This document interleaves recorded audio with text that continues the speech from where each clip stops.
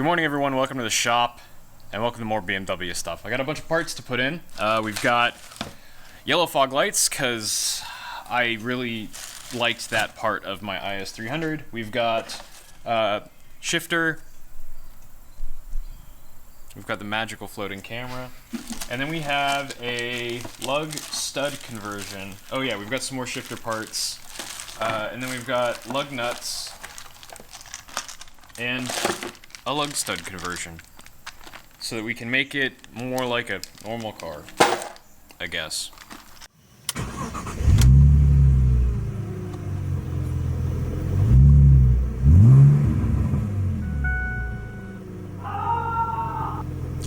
Well, we're going to start with the easiest thing so that I can have some sense of accomplishment here instead of just struggling the whole time. We're going to do the fog lights. As you can see, this one is completely hashed. One screw. That is all that's required here. The one on the left was a 8mm, I think. This one is a T something. T20. I don't know why they're different. Someone just decided to give me a fun time. Probably the same person who lost the bezels that are supposed to be around these. They're supposed to be a plastic piece. I don't have it. I don't care all that much. The only people that will notice is other BMW nerds like me. And screw those guys, they're insufferable. Okay, there we go. Out it comes.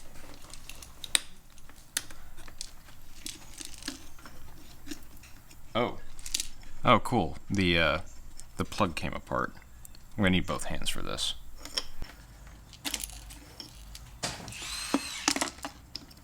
And then we plug in the new ones. Amazon link to these in the description. I personally really like yellow fog lights. I know quite a few people will disagree with me on that, but hey, it's my car. Oh no, the plug is upside down. Let's see here, it goes this way. These two little tabs go into two little slots right there. We just wiggle this back in. There we go. Two little tabs have engaged. One little screw. Fog light. It's just that easy.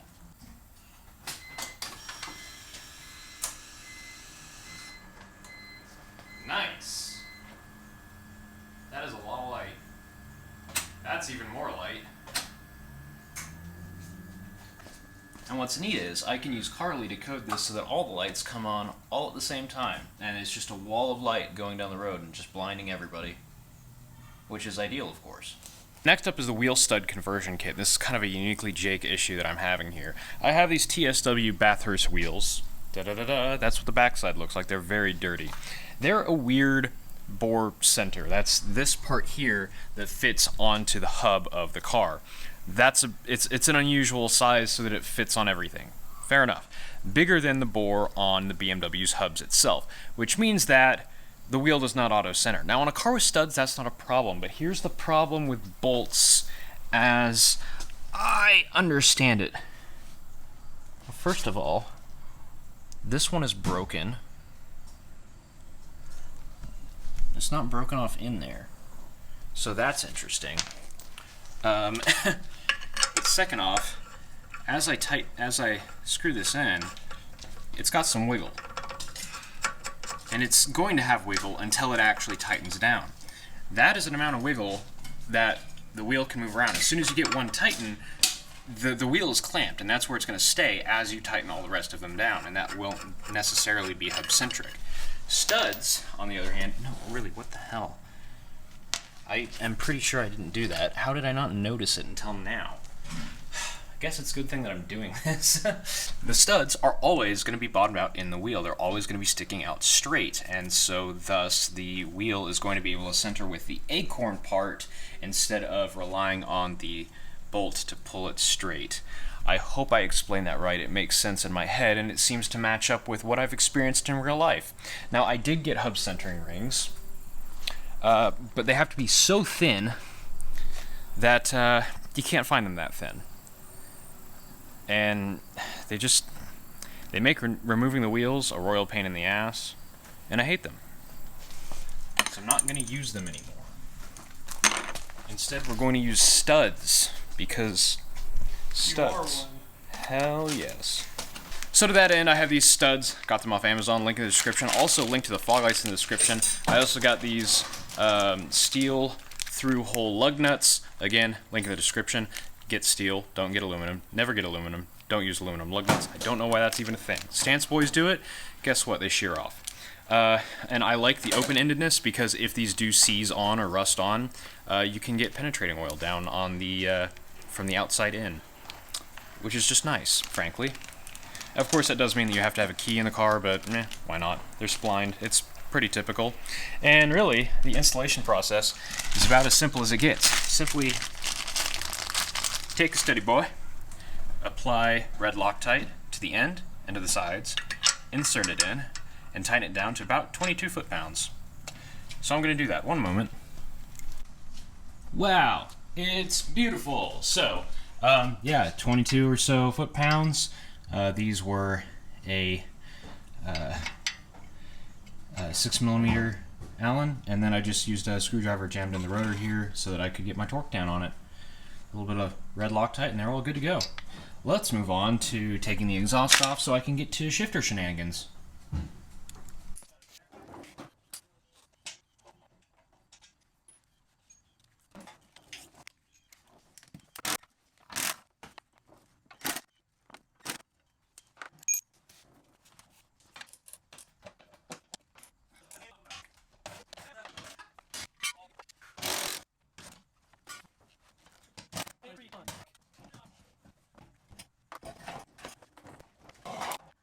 Look at what I found. It's a exhaust leak. So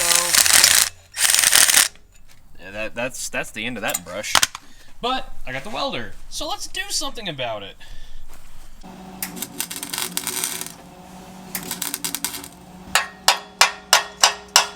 Okay, well, no, it's on there. Let us now take a magical journey under the BMW. We have now reached our destination, the shifter.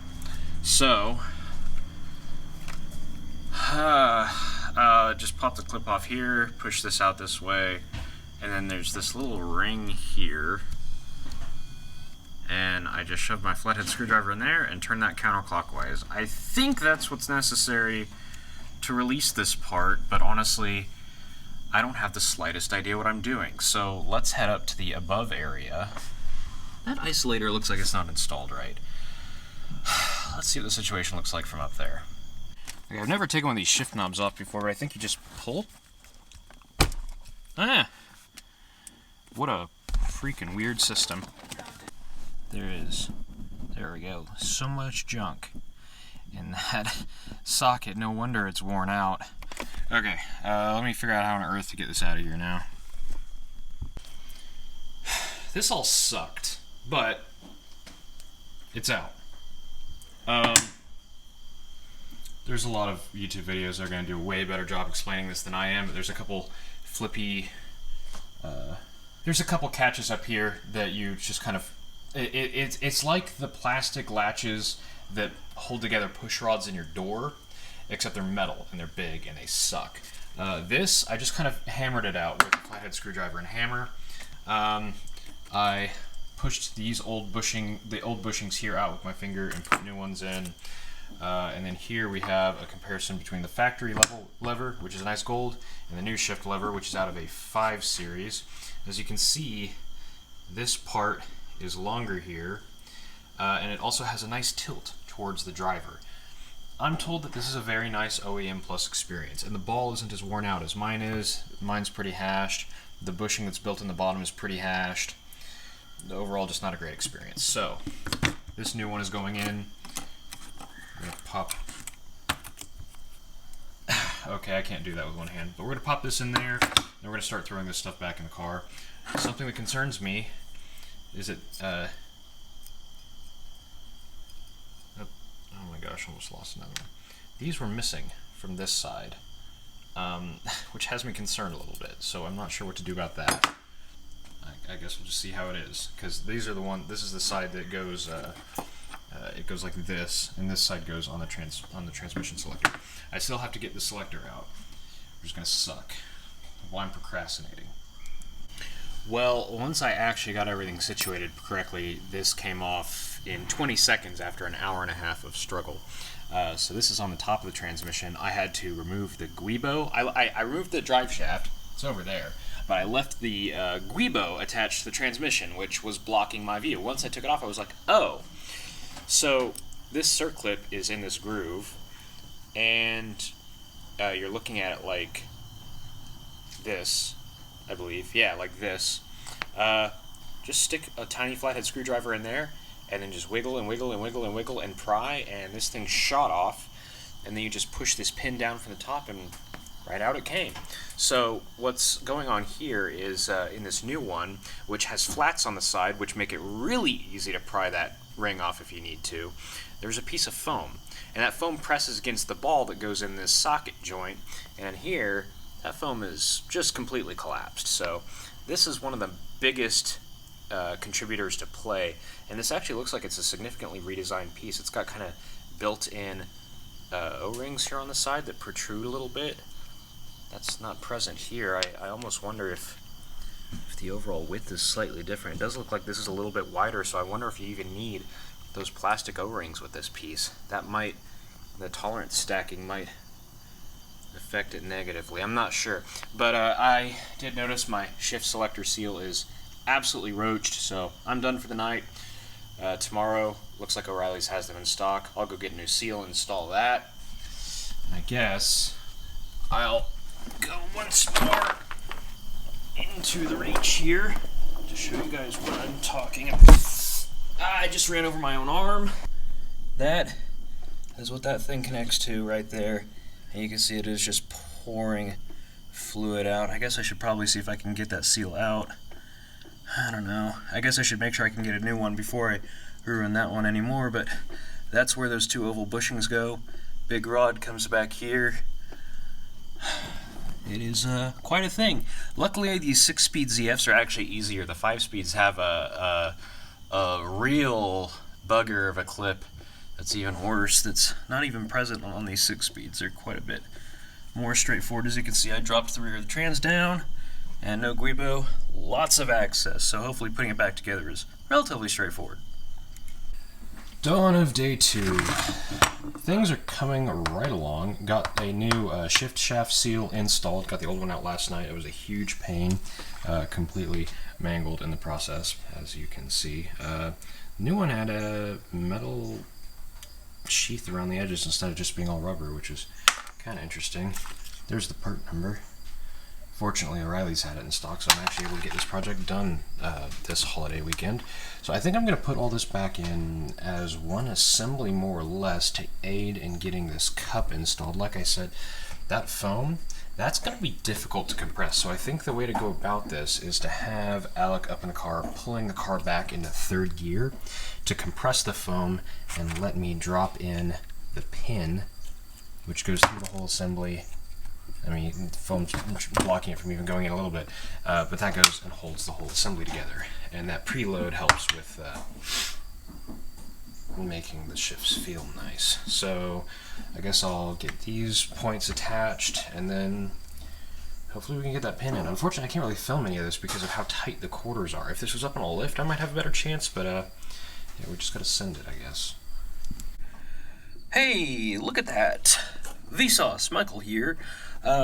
New shift shaft seals there.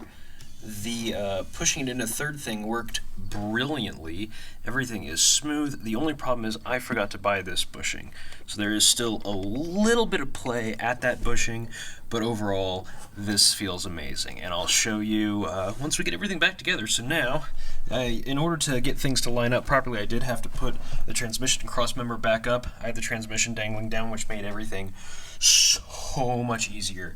I should have done that from the start. I should have just popped this bushing out and then dropped the trans down. Access was just unbelievable once I did that. So I'm gonna tighten these all back up.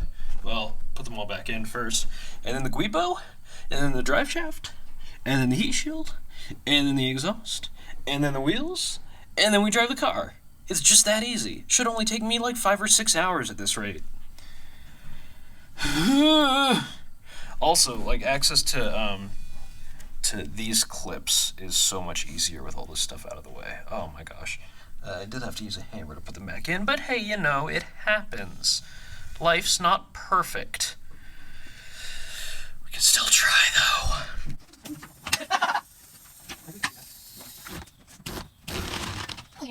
Apologies for the dirtiness here. I have been driving this quite a bit, and here is what the throw looks like.